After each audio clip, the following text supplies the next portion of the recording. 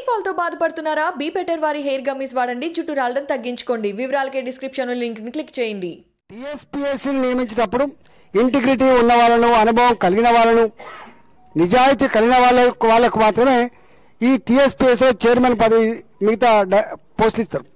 కానీ ఇక్కడ రాజకీయంగా వాళ్ళని తృప్తిపరచడానికి పోస్ట్ ఇస్తే ఇక ఇట్లే ఉంటుంది. ఎక్కడ నియంత్రణ లేదు. ఇవాళ టీఎస్పీఎస్సీలో ఎన్ని ఎగ్జామ్స్ అయితే కండక్ట్ చేయబడ్డాయో అన్ని పేపర్లు కూడా లీక్ అయి దేశంలోనే అబాసు పాలవడమే కాకుండా నిరుద్యోగ పిల్లలకు చదువుకుంటే ఉద్యోగం వస్తుందని చెప్పి భరోసా ఉన్న వాళ్లకు అరే చదువుకుంటే ఉద్యోగం రాదురా, ఇవాళ పైరవీ చేసుకునే వాళ్లకు, బ్రోకర్లకు, పైసలు పెట్టి కొనుక్కునే వాళ్ళకు మాత్రమే ఉద్యోగాలు వస్తాయనేటువంటి వాతావరణం ఇలా పిల్లల్లో కలిగింది. అంటే గుండె బావురమన్నది వాళ్ళకు, ఆశలు నిర్గారిపోయిన వాళ్ళకు.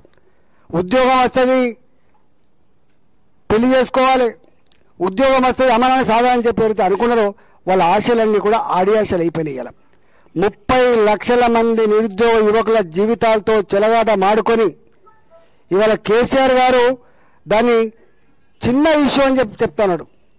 చిన్న ఇష్యూ అని చెప్తున్నాడు. 30 లక్షల మంది జీవితాలకు సంబంధించిన భవిష్యత్తు చిన్న ఇష్యూ అండి.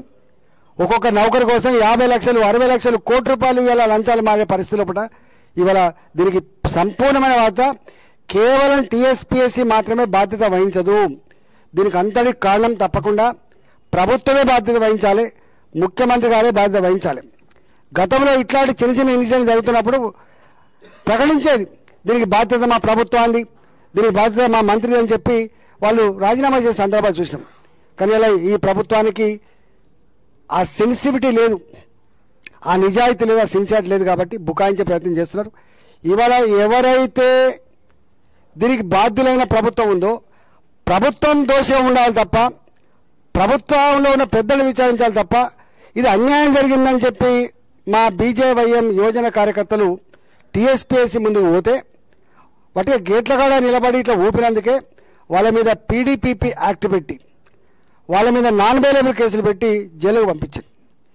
జైళ్ళల్లో ఉండవలసింది లీక్ చేసిన వాళ్ళు, జైళ్ళల్లో ఉండవలసింది లీక్ బాధ్యులైనటువంటి ఆఫీసర్లు ఉండాలి, జైళ్ళల్లో ఉండవలసింది ప్రభుత్వం ఉండాలి.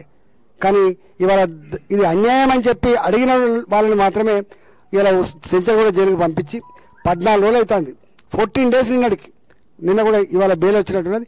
అంటే కేసీఆర్ గారి ప్రభుత్వం ఎటువైపు పోతుందో ఒకసారి ఆలోచించండి. హెయిర్ ఫాల్ తో బాధపడుతున్నారా? బీ బెటర్ వారి హెయిర్ గమ్మీస్ వాడండి, జుట్టు రాలడం తగ్గించుకోండి. వివరాలకే డిస్క్రిప్షన్ లింక్ ని క్లిక్ చేయండి.